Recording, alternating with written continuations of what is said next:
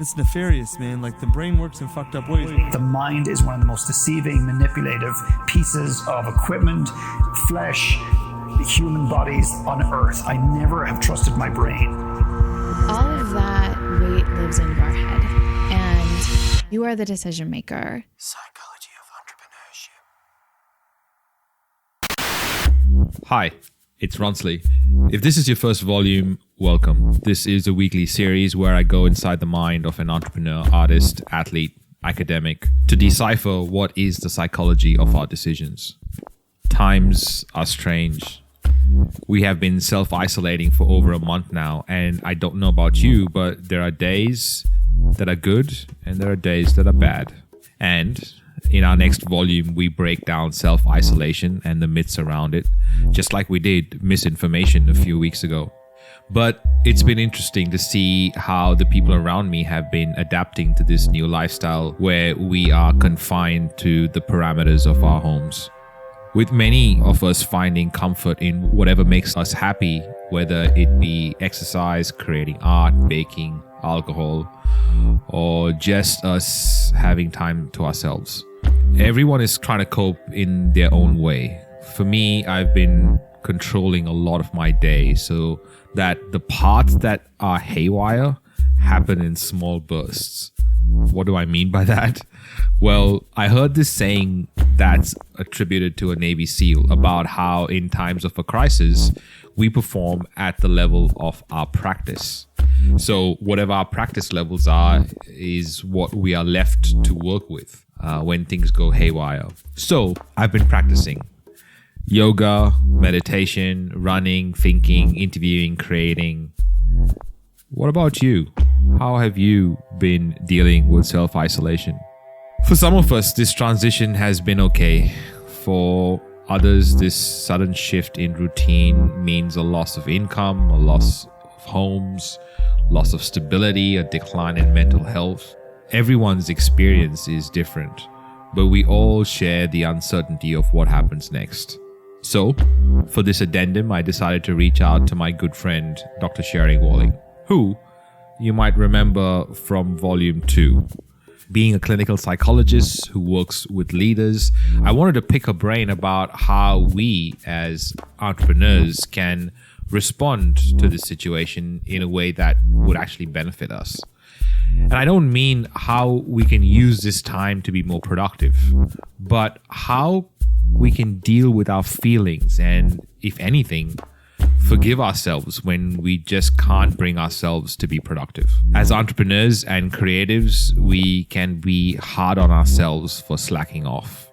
We put in the extra hours, we push ourselves outside our comfort zones, we plan, and then we plan some more.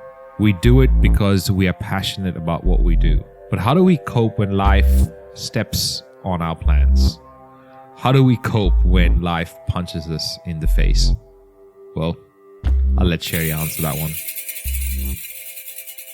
I thought this would be a cool conversation primarily because, first of all, entrepreneurs have been punched in the face before, right? Mm-hmm. We've come from this line of being punched in the face and then being okay with it and getting back up and all that kind of stuff. And a lot of the world is being punched in the face for the first time. However, there are some entrepreneurs that are going through different emotions, and you see this so often, and you work with entrepreneurs, especially, and high-performing people on a regular basis. But I suppose in one way or the other, people are performing to the best of their ability. But how, when something like this comes, there's a sense of normalcy bias, like, planes crashing, everything's going to be fine, everything's going to be normal. Like, how much of those sort of attitudes are we taking when we process something like COVID coming through the whole planet? Well, I can tell you what I've observed, which is not always what I think is most helpful. But I think, as is often the case in human experience, we're sort of drawn to one end of the spectrum or the other. And on one end of the spectrum, I think it's the business as usual folks. So this might be the entrepreneurs among us whose businesses haven't yet directly been affected, which is hard to imagine, but there are certainly some. Or this is just another hurdle, this is just another hiccup, like march forward, keep going. And then on the other end of the spectrum, I think there's almost the sky is falling folks. And maybe that's even not a good characterization, because for many people, like, their businesses are imploding. So it's not a Chicken Little like situation. It's that, like, it's a really dire, immediate effects felt, and you're sort of sitting in a mess. And then, of course, there's people in the middle of the spectrum. So I think we're watching people react and trying to cope with how to respond to chaos. And on kind of the spectrum of human reaction, most often we try to counterbalance chaos with rigidity, with like hyper attention to control. I think that this is inviting even those of us who are really often in control of our lives to kind of ride in the middle, right? To ride the waves, to tolerate the fact that we are living in a situation which is not very controllable, and our best attempts at rigidity, whether we're hoarding toilet paper or not, are often sort of ill-fated. Like, it's just too big. That is so fascinating. So you're saying that, I love that, hypertension of control. Like, where do we get that from? The idea that control will make things okay. Like, if we have a sense of control, because even that can be changed, the meaning around that, can't it? Yeah. And control's not a bad thing, right? We all strive to be in control of our bodies and control of our minds, to have some ability to at least exert influence over our emotional state. So I don't villainize control, but when we see the total absence of control, we're in chaos. When we see the total craving for control, we're in rigidity, and both are problematic from a human psyche perspective. So obviously there's an explanation for the hoarding of toilet rolls and all that kind of stuff. But we all have the opportunity to talk with people from around the planet, and different people are affected in different ways. And it's fascinating because I was there not long ago in New York on the 12th of March, and I spoke, I got a message from Alda Karen, and she was saying that they are pulling power from her building to power the trucks for the bodies because there's no place in the morgue. And how does one process things like this? Because this is probably the first time, the first world is probably seeing something like that. I think it's hard to grasp. I think a lot of people are struggling to grasp what's happening, and can either get sort of pulled into distraction, or are compulsively like taking in news, trying to let it sink in, and then trying to know, how do you respond to something like this? And I think this is even a place in the conversation where those of us in, wealthy American cities, where I am, can take lessons from people around the world who in some ways have much more experience with significant loss of human life all at one time, or, catastrophic events reshaping the landscape of life. We've had that in the US, and many of us have had that in our individual lives, but this sort of wide scale suffering, most of us in the first world have been fairly insulated from. But of course, that's not true of everybody. There's always a sense for people of a creative nature, putting work out there, to doubt the line of authenticity of what work they put out, right? In general, it doesn't matter whether you're writing something, whether it's a book or any piece of work. Does these times affect that? Is that like an advantage that everyone's sort of hurting, that this is a time to take advantage of certain situations, or is it the time to kind of like really process and feel what's going through? Because like you were saying at the start of the conversation, that different people are processing it in different ways, and there are some that don't know how to process, or even to start to process. And I wondered if there was like something that in a sense of conversation that we could actually help them or people that are kind of going, well, I wonder what kind of psychology I would have to change or have to like look at to help me through this time. Does it make sense? Yeah. I feel like I'm taking a lot of my cues from the psychology around grief. That for me is the big term that I am observing. And grief, of course, can be loss of life, but grief is also loss of plans, loss of businesses, loss of freedoms, lots of the ability to move around the world in the way that we had intended, loss of the ability to hold each other. I mean, grief is, I think, the sort of primary experience that many of us are sitting with. And we do have lots of wisdom around grief. Like grief has been happening since the beginning of humankind. And we have wisdom around corporate experiences of grief. So things like, the Truth and Reconciliation Commission in South Africa, or Guatemala had a Nunca Más sort of corporate process of talking about terrible things that happened that affected everybody.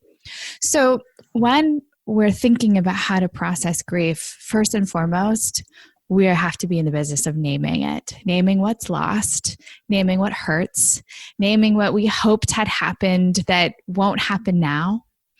And I think we have to do that in a really open-hearted way. None of this like, oh, someone else has it worse than me. None of this minimizing, none of this, but I'm fine. Just really open-heartedly saying, oh, I'm super sad that I'm not going to have baseball season, or my daughter's not going to prom, or, I'm not going to see you in Savannah in a month.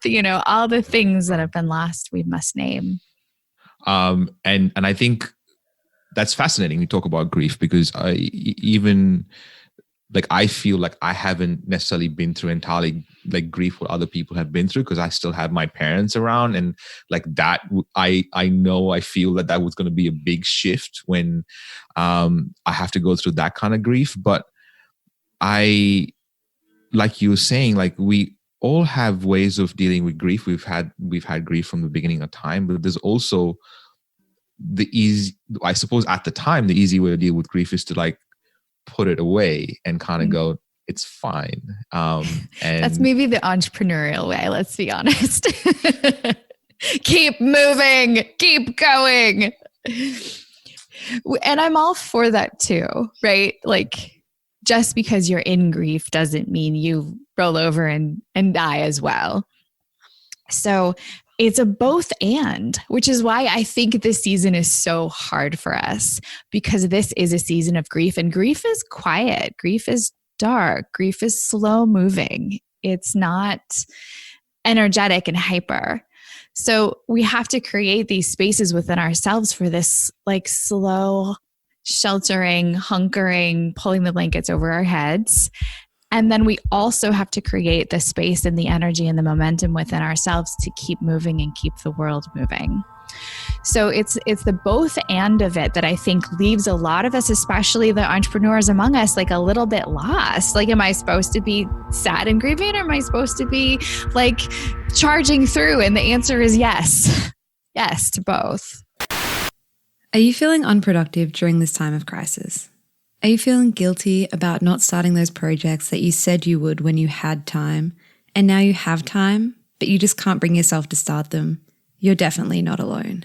In an article by the New York Times, productivity consultant and author of Hyperfocus, How to Manage Your Attention in a World of Distraction, Chris Bailey, encourages people not to be so hard on themselves during this pandemic, stating that it's tough enough to be productive in the best of times, let alone when we're in a global crisis. The idea that we have so much time available during the day now is fantastic, but these days it's the opposite of a luxury. We're home because we have to be home, and we have much less attention because we're living through so much. Well, that's not the best answer for an entrepreneur, because the entrepreneur wants to know which way is quicker, right? Right. And of course, neither are quick. Right.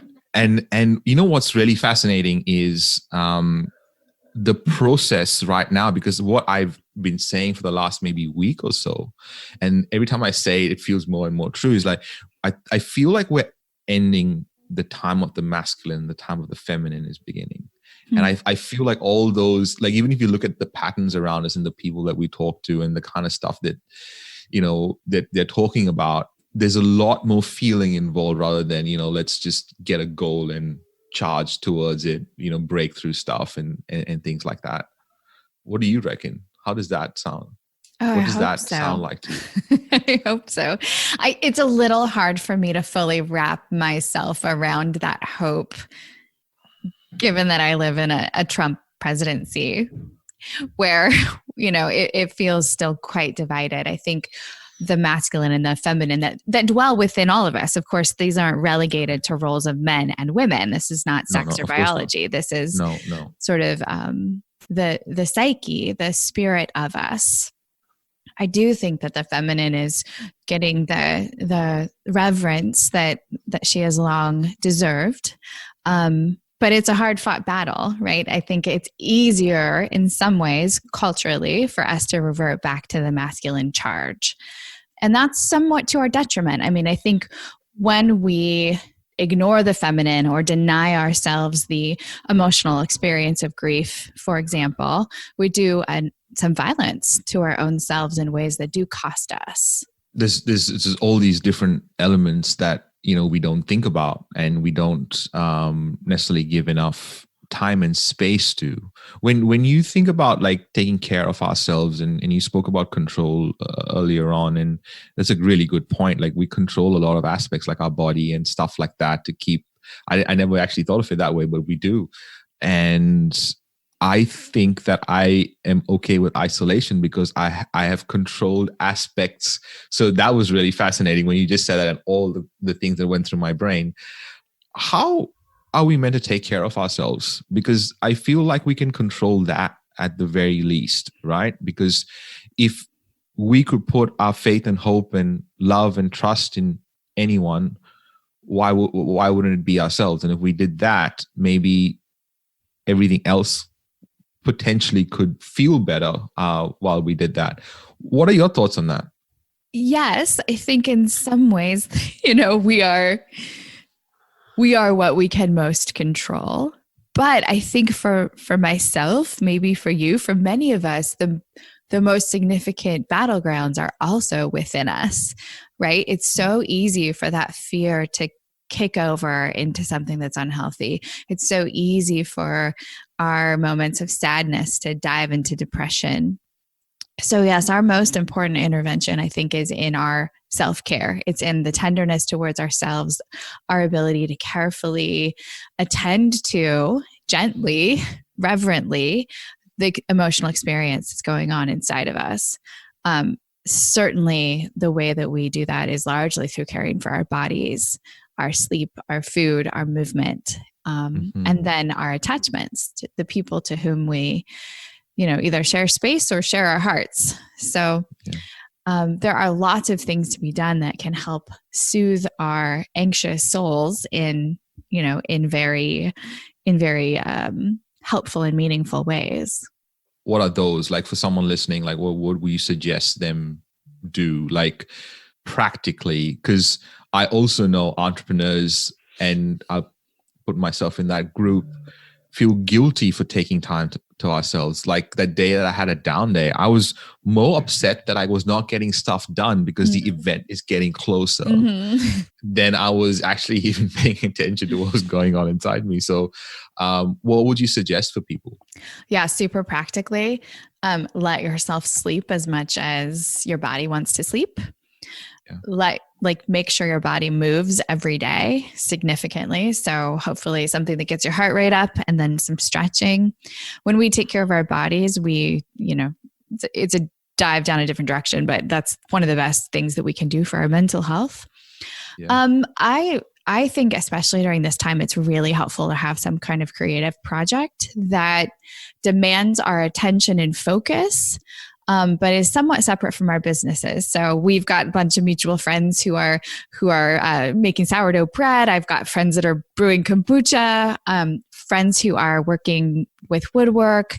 I'm building a garden on my roof, things that are just require some mental energy and are different. They're a break from our business. They're a break from the news and the stories, but they can sort of give us an outlet where we feel like, oh, I can make something significant in the world.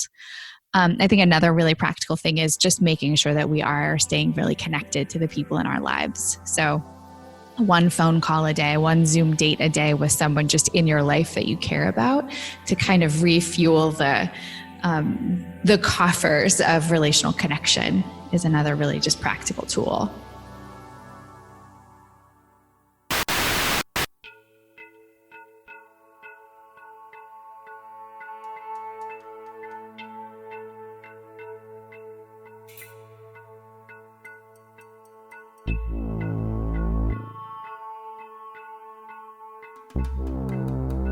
Psychology of entrepreneurship. The main objective of this audio project is to bring together entrepreneurs and creatives who share similar values so that they can find the courage to put out their authentic voice for the right people to hear, which allows for them to make their impact on the world. Every great movement started with a memorable speech. For access to full-length interviews, go to psychologyoфentrepreneurship.com and click the button. That's so helpful because I think as well, no, I don't think I know that isolation has become easier because I've connected with so many people that normally I would connect with them once a year, which that's not going to happen, but it'll happen virtually, I hear, which is exciting, but not in person, of course. But I've connected with them more in these couple of months, you as well. Like, yeah. It's just, I'm actually enjoying the friendships that, like, for example, Travinia and Chris, we had this conversation over a kitchen counter, and I thought that was pretty cool. So it's 6 a.m. here to have this conversation with you. And even, I think a couple of weeks ago, we caught up as well. And it has made a different kind of connection, but connection nevertheless, which, yeah. I'm kind of noticing who I'm longing for, like who I'm longing to talk to or who I'm longing to spend time with. And just the noticing of that longing has been really lovely for me because I think, oh, like those are my people, like the midst of crisis, like this is who I want to chat with, or this is whose face I want to see. So right. I think that tells you a lot about kind of your inner landscape when you're like, who am I longing for? Who do I just want to tell a story to or hear a story from? What's in your world? What's happening? I mean, I know you're still seeing patients. You're still working. You've got kids you're taking care of. You've got their school. And here's what's really interesting. And I don't know whether I spoke with you about this because I've been saying this a lot more and more. But I believe mothers to be the original entrepreneurs. And I was wondering what your take on that was, because obviously I'm a guy, I don't have kids. It's a weird thing to say. I have no necessarily perspective, except that I know that my mom was a chef, a cook, a driver, a hug giver, and everything else in between. And I know moms that do that and more when they have a business and they have another baby, I suppose. Not to say that dads don't do it, but I feel like moms make this package of value that is sent out into the world. And that's what, business and entrepreneurship is. Curious on what you thought about that. So in lots of ways, I love it because it honors the very diverse skill set that goes into raising a small human, whether it's moms or dads. And I do think that moms particularly are hustlers. Like, I know for me, my days are 100% full now. I am busier than I was before, and I don't leave the house, right? Because I'm homeschooling 3 children and keeping my business going and, all of the other things like cleaning my own house, which I haven't done in a long time, to be honest. So I think that the shadow side of that, or the hard side, and we have quite a body of psychological research to support that women in families, even in fairly egalitarian families, do tend to carry a heavier mental load. So they are carrying more responsibility for thinking about matters of the household as well as tasks related to kids. We do see higher rates of depression, of a number of kind of distress-related mental illness kinds of cues among women, largely because like our lives don't stop and the load's pretty heavy. Again, not at all to negate the role of men, but I know a number of entrepreneurial families where maybe the male partner is the CEO of something and the female partner has a business, but it makes less or maybe has less influence because she's diversified her work life to account for children. And so during the COVID crisis, she's the one who's making more sacrifices to her job. It's It makes sense. It's logistically practical. But I think that mothers particularly are going to bear a different kind of burden from this pandemic than other people. That's not a woe is me statement. I think it's just probably pretty well borne out in the social science research. No, but it's fascinating because I had not thought of that. When I thought of mental health and the mental health issues, I thought of obviously from a guy's perspective, I thought of like dads who lost their jobs and suddenly can't feed their kids. Yeah. And I thought, oh my God, that's gonna be a big spike from the 6.6 million that lost, their jobs, or in India who actually people live, hand to mouth and had to walk because all transport is cut off in India as well. So they had to walk 200 Ks or something to get home and things like that. But I had never considered that aspect. I'd love for you to talk more about it so that we can understand it, because it's actually literally the first time I'm thinking about that. Well, it's been a bit since I've read this research, but mental load is essentially in a number of things that you're carrying around in your mind, on your heart, the things that you're responsible for. So things like, do all of the children have the right size shoes for how fast they're growing? Do we have leafy green vegetables in the house? Things that are not necessarily, they don't have to only be women's questions, but the default is that in most families they are. Yeah. So even though maybe, again, traditional family, the male member of the family would be the breadwinner. And so the loss of a job is, of course, psychologically devastating. And I don't mean to minimize that at all. But the other members of the family also feel that, and it often falls to the woman to sort of try to cushion the fall of that for everyone in the family. Yeah. And I think it's not even noticed either way. I don't know whether, I'm not even sure whether the women even know that they're doing necessarily the extra carrying, or if they are, they're not necessarily saying that it's a burden to them. I wonder whether that's the case. I mean, I'm just asking questions. I think they know. I think they feel it. There was one of the first shows that I put that I helped launch was called the Mompreneur Show. And that was the first time I kind of had access to things that I never thought of before, like the balance and mother's guilt and all that kind of stuff. And I wonder, especially with mother's guilt, going through something like that, how does one process that? How does taking time for yourself is probably the thing that anyone would suggest, but that is like this vicious circle, it seems. Sure.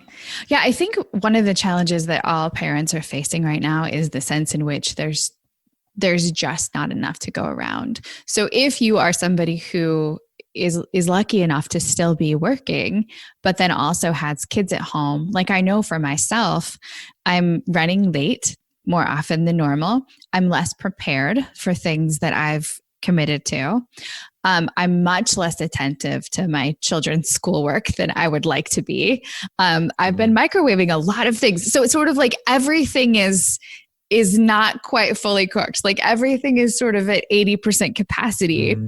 That's a B. It's okay. But I'm an A person, right? I'm a person who's like, no, I'm going to be totally ready. I'm going to totally prepared. I'm going to be on time. I'm going to rock it. And the reality is that I and many, many parents alongside me are not rocking anything right now. We're just sort of like slogging through. And that takes its own toll. You just feel like, oh my goodness, like I don't even really know if my kid did his math today. I guess I'll go check, but I have to do 18 things on the way to do that, all of which may be of lesser quality than I'm used to because I'm distracted and there's just simply too many things on my plate right now.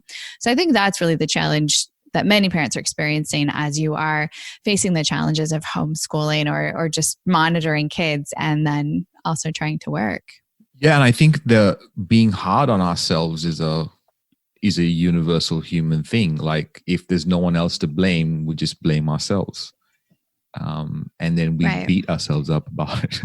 and that comes to being like, because I for sure have been late to meetings recently, which I'm not usually. I've missed meetings. Like I had a meeting with Tucker on Saturday, and I thought it was 8:00 my time, but it was at 7:00. So at 8:00, I go to click the link, and it's like it's already done. I beat myself up about it. Yeah. And then luckily, I'm quicker at catching it these days. But I acknowledge that there are obviously things that we are not aware that we're processing or putting away, maybe. Sure. And it's coming out in different ways that normally wouldn't. Thoughts? Yeah, I think one of the things that I'm really mindful of in my own family and then in the conversations with entrepreneurs all over the world that I'm having is frankly just our uptick in alcohol use, right? Like you're home, you've been kind of trapped all day, and it feels so much easier to just pour that second, third drink at the end of the day. And I'm definitely not someone who villainizes alcohol. I think there can be lots of ways to have healthy relationships with alcohol. But I think during this time when we are already feeling that way that you describe, like it's so easy to beat up on ourselves, even in really subtle ways, that we're trying to turn down that feeling of self-criticism as well as the feeling about, global anxiety with things that sort of numb or dull our senses. And so, I think that's one of the things that I'm quite worried about as this unfolds and as it goes longer, that people like us who are used to being able to kind of like rally and perform pretty well, that sort of slide into self-medication because we see ourselves not the way we want to be is potentially pretty dangerous. When you say it like that, that sounds like all my friends. Yeah. All your friends too. Like it's just, and it happens so often that we are so critical on ourselves in general for not performing to certain standards that we have set for ourselves in our heads. But then we almost punish ourselves, going forward. What other trends are you seeing in the way things are going down? And especially for because obviously we're going to hurt from a health perspective, and which we are currently, and then we're going to hurt from a financial, economical perspective, but we're going to hurt from a mental health perspective. Is going to be probably I acknowledge that that's going to be big. What trends are you seeing, and what can we prepare for anything? Yeah, I think, when you apply pressure, all of the cracks are going to split open. So I think we're going to some families will really struggle. I think we'll see some marriages come to an end. We'll see some post-quarantine separations where people are like, I can't be in the same space as you right now. I do think we run the risk of seeing ourselves be much harder on our children than is necessary. And whether it's the extension of our own need for control that we're putting on them and putting pressure on them to be, high performing homeschoolers or whatever it is, that there's also this increase in irritability that goes along with depression, that goes along with anxiety, that goes along with substance use, which often is directed at the most vulnerable, but also, to be honest, like most irritating members of the family, which are usually the small kids. If we look at trends that are potential liabilities, again, alcohol use, problems in intimate relationships, challenges with kids, being more harsh in our discipline, being more shaming, being more critical. And then, of course, good old-fashioned anxiety and depression, which many of us are battling on a good day, and then add to it this extra set of pressures. And, I think we'll see some people struggle. If you're self-isolating with your partner and are finding yourself feeling overwhelmed or irritated by their presence, here are a few tips from an article posted by Raquel Peel on The Conversation to help try and maintain a healthy relationship throughout this pandemic. Monitor the ratio between your positive and negative interactions. Make a new routine with your partner to fit around working at home and family commitments at home. This routine needs to include quality couple time, as well as some time apart. Give each other time to work on individual hobbies and take it in turns looking after the kids or other family members at home. Reassure your partner of their safety. Have a conversation about what safety means to both of you and how you can plan to keep yourselves and other family members in the household safe. Make plans with your partner for after the crisis. Planning can help to keep you positive and motivated to stay safe. If you can, use this time to practice healthier habits such as eating well, sleeping, exercising, and practicing mindfulness. These things improve mental well-being and, if done together, can help build intimacy. There's also, of course, a long history of correlation, co-occurrence between financial crises and financial problems and suicides, completed suicides, especially among men. So that's another thing that I think we'll have to be really, really mindful of as we go further into this story. Yeah, and things are changing so quickly. I have not consumed the news in, 17, 18 years maybe, but every morning I check the BBC homepage and I check Sydney Morning Herald, and only because, to be honest, I don't even know which version of the news is right anymore. It's so annoying.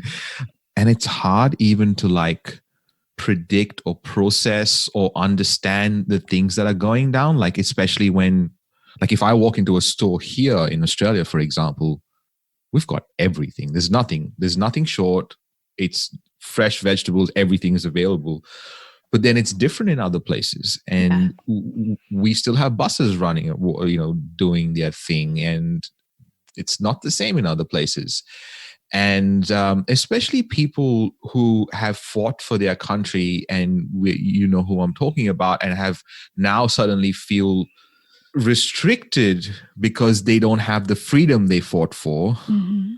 It seems like everyone's edges are being pushed up against. Yeah, which will reveal all the vulnerabilities. It will also reveal all the strengths, right? It's always the both and. So when we're put under pressure, there are parts of us that shine, right? I feel so much more tenderness and compassion towards my fellow human right now. And I just live in that place of open-heartedness. And it's beautiful. I see it in other people too. I think there's so much beauty to be seen, but of course, right alongside that are all the ways in which different parts of us are going to shatter. You were talking about tenderness and compassion, and I actually wrote that down because genuinely don't necessarily know how to. Maybe I exercise it, but I don't know how to recognize it. But also maybe I don't know how to exercise it. What would you suggest for someone like myself? Because when I think about tenderness and compassion, I think about, hugging someone. But now in a time of a virtual environment, how does that work? And how does one, first of all, be tender and compassionate towards themselves, but then also, find ways to be that to other people?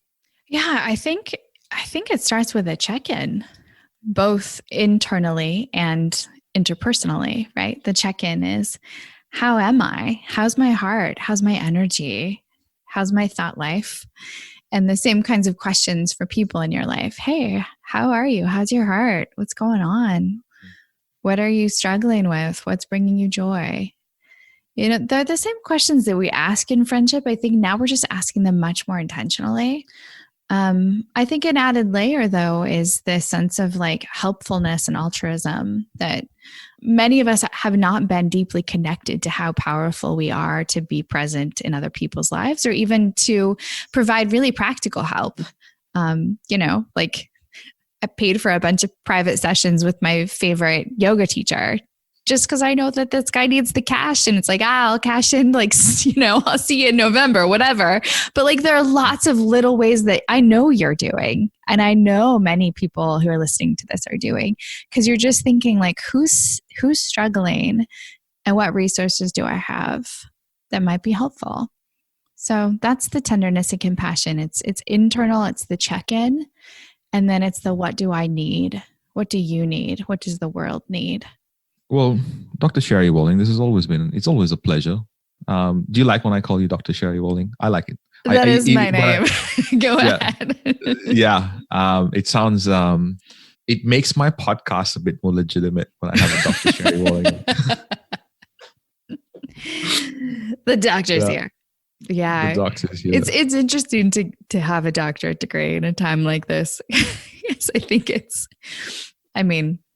this is an aside, but I think any of that is such an exercise in humility, right? You dive deep into something only to discover how much deeper it is and how much more there is to learn. So I'm grateful for my training, and I'm really glad that I committed my mind to the sort of discipline of study, but also I'm just getting started. Like, I'm no expert, right? Yeah.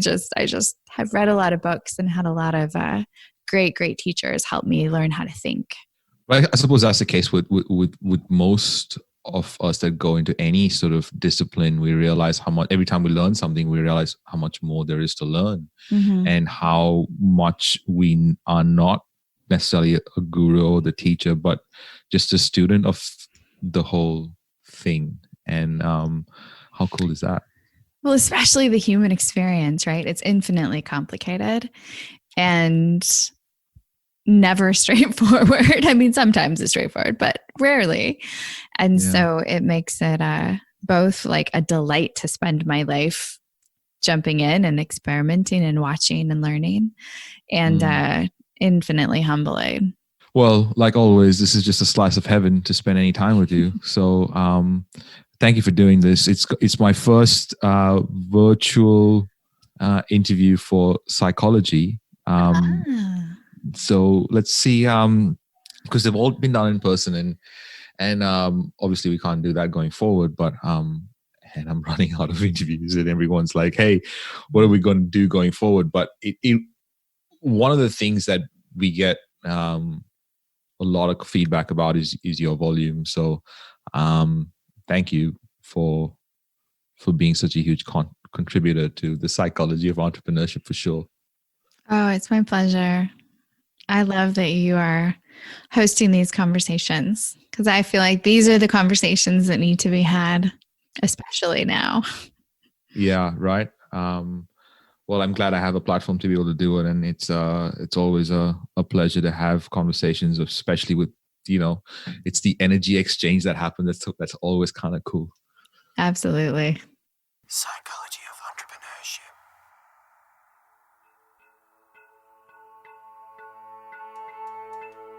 Coming up on the psychology of entrepreneurship. The entire world is quarantined right now due to COVID-19, and we're all struggling with that in different ways. For some families, isolation isn't a new concept. In Chicago, police saw an almost 10% increase in domestic violence calls just for the week of March 16 to 22nd. Every single day was filled with overwhelming fear. So, how do we help those who may be experiencing isolation in more dire situations than our own? Don't be afraid to let someone know how you need help, or that you need help at all. We're all in this together. Until next week, happy isolating. Psychology of entrepreneurship. This is a Must Amplify production. Special thanks to every guest expert that has appeared on the show. Voiceovers, editing, and sound design by Kaylee Bonnyman. Guest research and content by Claire Gould and Corinne Castles. Project managed by Kaylee Bonnyman. Produced and hosted by me, Ronsley Vaz. For more episodes and where to listen, go to mustamplify.com/POE. Hey, it's Kaylee from Must Amplify. I'm the sound engineer for this volume of Psychology of Entrepreneurship. I'm part of the team that made this production come alive. I work as a part of a global team with our studios based in West End, Brisbane, Australia. If you would like a podcasting checklist, email me at kaylee@amplifyagency.media. That's KAILI@amplifyagency.media. We specialize in finding your voice and making sure it's heard by the right people. If you are considering whether a podcast is a good idea for your business, check out our other show on shouldistartapodcast.com. Are you still listening? Here's a little gift to you for sticking around. we have been we have take two.